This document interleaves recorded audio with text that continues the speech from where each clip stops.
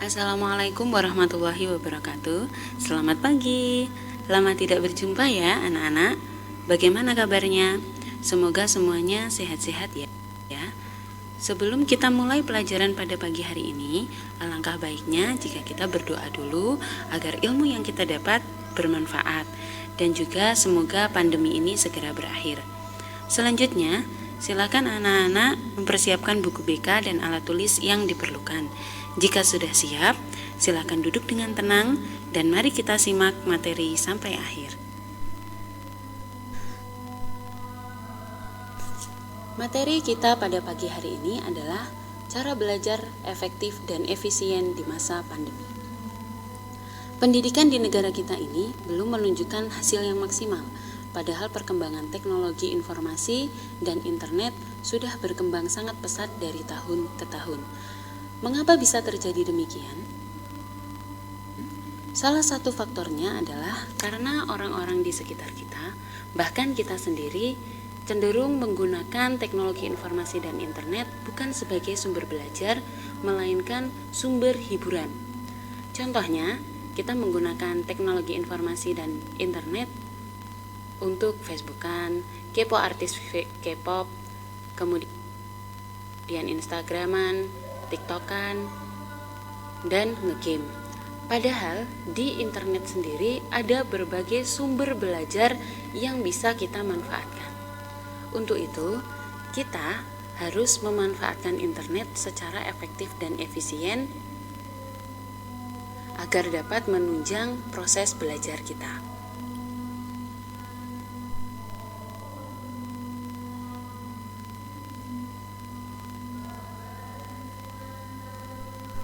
Sebelum kita memasuki materi lebih lanjut, alangkah lebih baiknya jika kita terlebih dahulu mengetahui pengertian belajar. Berikut adalah pengertian belajar menurut beberapa ahli. Yang pertama menurut Bari Jamarah, belajar adalah suatu aktivitas yang dilakukan secara sadar untuk mendapatkan sejumlah kesan dari bahan yang telah dipelajari. Menurut James O. Whittaker, belajar dapat didefinisikan sebagai proses di mana tingkah laku ditimbulkan atau diubah melalui latihan atau pengalaman. Menurut Howard L. Kingsley, belajar adalah proses di mana tingkah laku dalam arti luas ditimbulkan atau diubah melalui praktek dan latihan. Dapat disimpulkan bahwa belajar dikatakan sebagai suatu proses karena perubahan tingkah laku yang terjadi melalui suatu tahapan-tahapan yang pada akhirnya menjadi suatu hasil belajar. Misalnya, seorang anak yang ingin dapat berjalan, maka ia mulai dilatih oleh orang tuanya untuk merangkak, kemudian berdiri, lalu dituntun untuk mulai melangkah yang pada akhirnya si anak bisa mulai berdiri dan mulai sedikit demi sedikit melangkahkan kakinya untuk berjalan dan kemudian ia mulai dapat berjalan dengan sempurna. Demikian juga bila seorang siswa ingin mengetahui dan memahami sesuatu dengan baik, maka ia harus melalui proses yang disebut dengan proses belajar. Proses belajar sendiri akan menghasilkan perubahan yang bersifat disengaja, positif, efektif, dan efisien.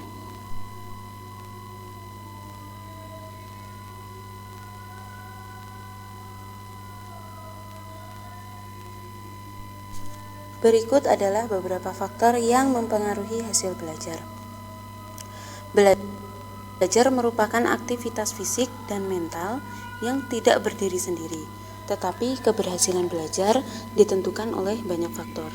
Faktor-faktor itu berasal dari dalam diri sendiri atau yang disebut faktor internal dan faktor dari luar atau faktor eksternal. Kondisi internal dapat disebutkan sebagai berikut. 1. Fisik atau jasmania. Artinya, apabila secara umum kondisi seseorang dikatakan sehat, maka akan mempengaruhi aktivitas dan hasil belajarnya. Misal, siswa tiba-tiba merasa sakit kepala atau sakit perut, tentu konsentrasi belajarnya akan terpecah, jadi tidak fokus pada belajar. 2. Kondisi psikis atau kejiwaan. Artinya, apabila kondisi kejiwaan seseorang dalam belajar kurang stabil, maka akan mempengaruhi aktivitas belajar dan hasil belajarnya. Misal, siswa diliputi rasa takut, kecemasan, kemudian memikirkan masalah-masalah yang di luar masalah pembelajaran, pasti akan mempengaruhi fokusnya dalam belajar. 3. Adanya kemauan atau niat yang muncul dari dalam diri sendiri. Misal, siswa tersebut berniat untuk bersungguh-sungguh dalam belajarnya. Jadi, dia mempunyai niat untuk sekolah itu benar-benar niatnya sendiri, bukan niat dari orang tuanya. Jadi, siswa yang berniat sekolah, memang benar-benar bersungguh-sungguh bersekolah itu untuk masa depannya, akan berbeda hasil belajarnya dengan siswa yang sekolah hanya sekedar sekolah untuk menuruti kemauan orang tua. Jadi kalian termasuk yang mana ini? Yang berniat sekolah untuk masa depannya atau berniat sekolah hanya menuruti orang tua? Yang bisa menjawab kalian sendiri ya.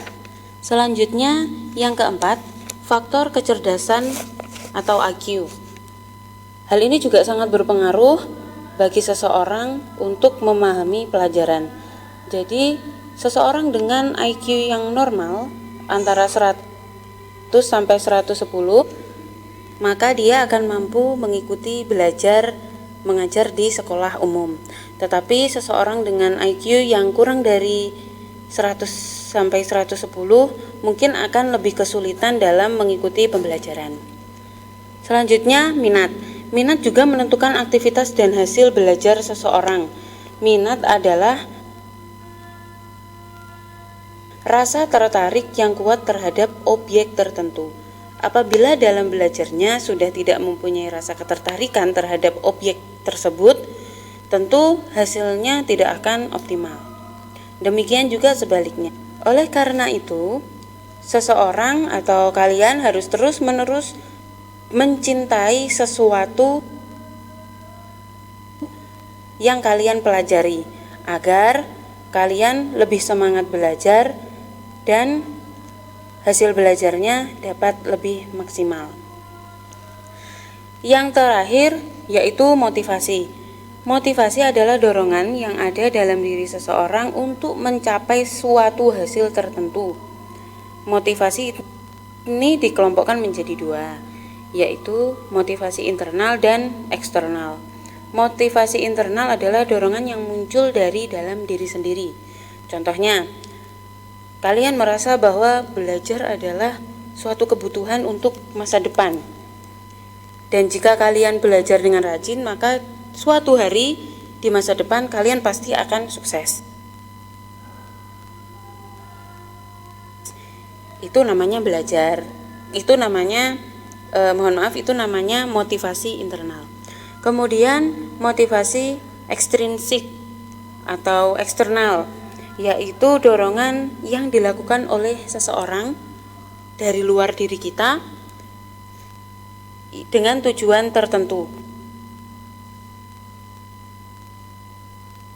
Misalnya, guru memberikan hadiah.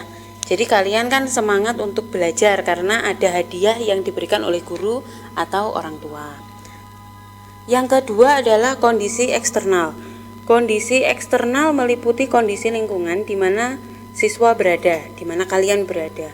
Kondisi lingkungan adalah keadaan alam di sekitar kalian yang mempengaruhi kegiatan belajar, baik lingkungan personal maupun lingkungan material, yaitu sarana dan prasarana. Kondisi eksternal tersebut yaitu satu, sarana dan prasarana. Sarana prasarana ini menunjang keberhasilan belajar. Misal di sekolah itu kan pasti sarana prasarananya lengkap. Misal kalian ingin belajar bahasa Inggris, ada lab bahasa. IPA, belajar IPA, kimia, fisika, itu ada lab IPA. Kemudian belajar komputer ada disediakan lab komputer di sekolahan. Ingin belajar musik disediakan ekstra band di sekolahan. Nah, itu termasuk sarana prasarana. Selain itu juga ada buku paket, ruang laboratorium, internet, kemudian buku-buku yang ada di perpustakaan itu juga termasuk sarana dan prasarana. Jika sarana dan prasarananya lengkap, maka itu dapat menunjang keberhasilan belajar. Harapannya nanti hasil belajar kalian lebih baik jika kalian mampu memanfaatkan sarana prasarana tersebut. Kemudian yang kedua, lingkungan sekitar, yaitu lingkungan di mana individu tinggal dan bermain akan sangat mempengaruhi aktivitas dan hasil belajarnya.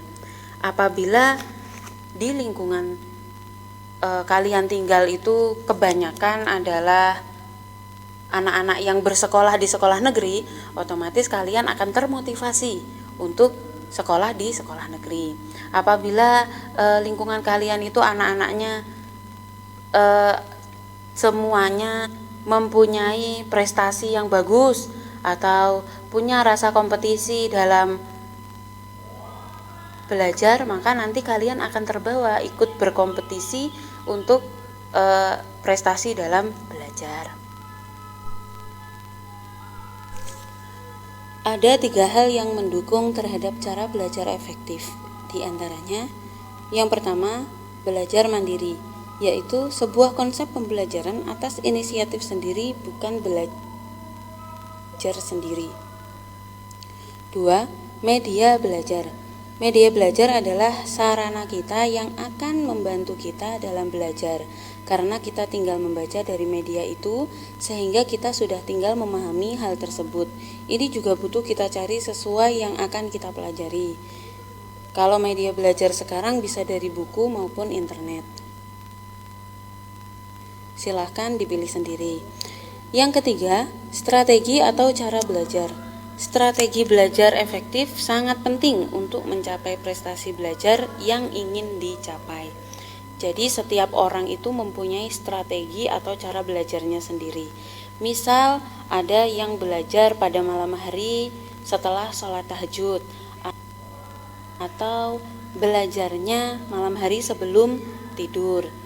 Nah, itu adalah salah satu strategi belajar.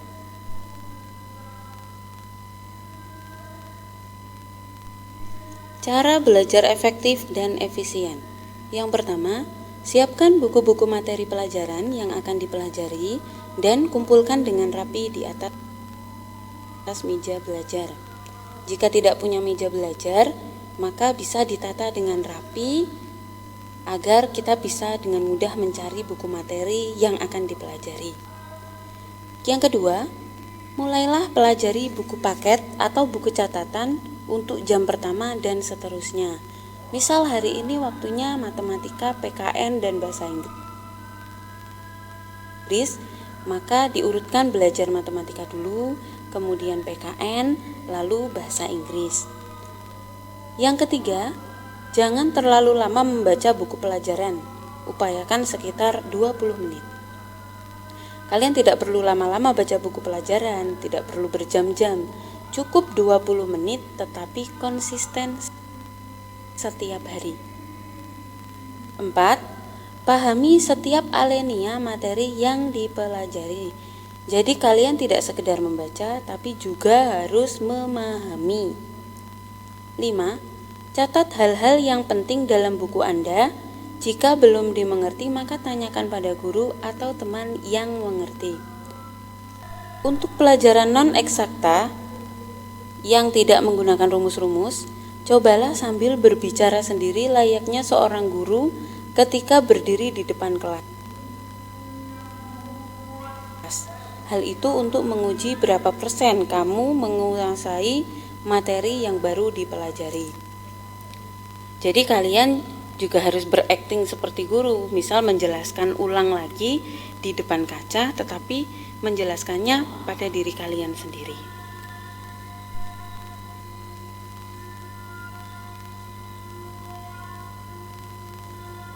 Nomor 7, Untuk pelajaran eksakta yang menggunakan rumus-rumus, upayakan kamu tulis rumus-rumus tersebut pada folio, karton manila, buku catatan, atau lain sebagainya.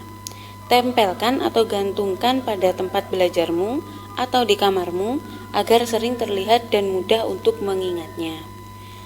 Jadi misal yang sering ada rumus kan matematika atau fisika. Kalau matematika itu silahkan ditulis rumus-rumusnya pada sticky note atau karton-karton yang kalian potong kecil-kecil, kemudian tulis rumusnya, lalu tempelkan kertas tersebut di tempat-tempat yang mudah terlihat, misal di pintu kamar, atau di jendela, atau di kaca kamar mandi, atau di kaca meja rias. Pokoknya tempelkan di tempat-tempat yang menurut kalian dapat mudah terlihat. Gunanya untuk apa? Agar kalian bisa lebih mudah untuk mengingat rumus tersebut. Nomor 8, kerjakan latihan-latihan soal sebanyak-banyaknya dan catat temuan-temuan soal yang belum dimengerti untuk ditanyakan kepada teman atau guru yang mengerti. Jadi kalian perlu mengerjakan latihan-latihan soal yang ada di buku-buku. Kalian sudah punya buku paket dari sekolahan kan? Silakan dibuka-buka kembali, kemudian dikerjakan. Kemudian yang kurang jelas silahkan ditanyakan ke gurunya, atau misal malu tanya ke temannya. Tapi lebih baik tanya ke guru, karena guru adalah sumber ilmu. Nomor 9, seringlah mendiskusikan atau menanyakan soal-soal atau materi pelajaran baik dengan teman maupun dengan Bapak Ibu guru. Anak-anak, berdiskusi dengan teman kalian, teman kelompok kalian itu juga penting karena daya tangkap atau cara memahami soal bagi setiap teman itu berbeda. Nah, ketika kalian tidak menemukan jawaban setelah berdiskusi dengan teman, maka bertanyalah kepada guru. Yang terakhir, upayakan pelajaran kalian mempunyai kelompok belajar atau teman yang bisa diajak untuk belajar berkelompok, belajar bersama. Begitu ya. Tips belajar online. Penyebaran pandemi virus corona atau COVID-19 di Indonesia membuat banyak universitas dan sekolah menghentikan proses pembelajaran tatap muka dan menggantikannya dengan pembelajaran jarak jauh atau online. Agar belajar online bisa efektif, berikut beberapa tips untuk kamu. Yang pertama, tempat nyaman. Cari sudut rumah atau kamar yang nyaman untuk belajar. Pakai meja belajar portable dan gelar tikar. Dekor area meja belajarmu sekreatif mungkin untuk menambah semangat belajar. 2. Siapkan perangkat. Internet lelet pasti ngeselin kan? Untuk itu, pastikan perangkat yang kamu gunakan telah siap, baik itu pakai data internet, baterai smartphone, dan baterai laptop. Jangan lupa juga colokan listrik ya. 3. Manajemen waktu. Atur waktu belajar dengan teratur. Kerjakan dengan fokus tugas yang dibebankan oleh guru. Kerjakan tugas sesuai dengan deadline-nya. 4. Tetap jaga kebersihan. Di saat-saat seperti ini, kebersihan merupakan hal penting. Selalu cuci tangan dan tidak lupa membersihkan perangkat belajar online kamu, baik smartphone maupun laptop. Yang terakhir, teman belajar. Belajar online memiliki tantangan tersendiri, sebab kita tidak bisa langsung bertanya sejelas-jelasnya kepada guru. Carilah teman belajar secara online untuk mendiskusikan materi yang dipelajari. Demikian materi yang bisa saya sampaikan pada pagi hari ini. Sebelum kita tutup pembelajaran pada pagi hari ini, silahkan menjawab 2 pertanyaan berikut dan ditulis di buku BK. 1. Apa masalah-masalah yang Anda hadapi dalam belajar? 2. Bagaimana menghadapi masalah tersebut? Silahkan nanti ditulis secara terperinci di buku BK. Dan apabila ada kendala, silahkan ditanyakan langsung kepada saya. Selain itu, apabila ada masalah-masalah lain yang tidak bisa disampaikan secara langsung, silakan ditulis pada buku BK-nya. Demikian, ada kurang lebihnya, saya mohon maaf yang sebesar-besarnya. Semoga ilmu yang sedikit ini dapat bermanfaat. Jangan lupa selalu menjaga kesehatan, selalu cuci tangan pakai sabun, gunakan masker jika keluar rumah, rajin belajar, dan selalu patuhi perintah orang tua. Sekian, wassalamualaikum warahmatullahi wabarakatuh.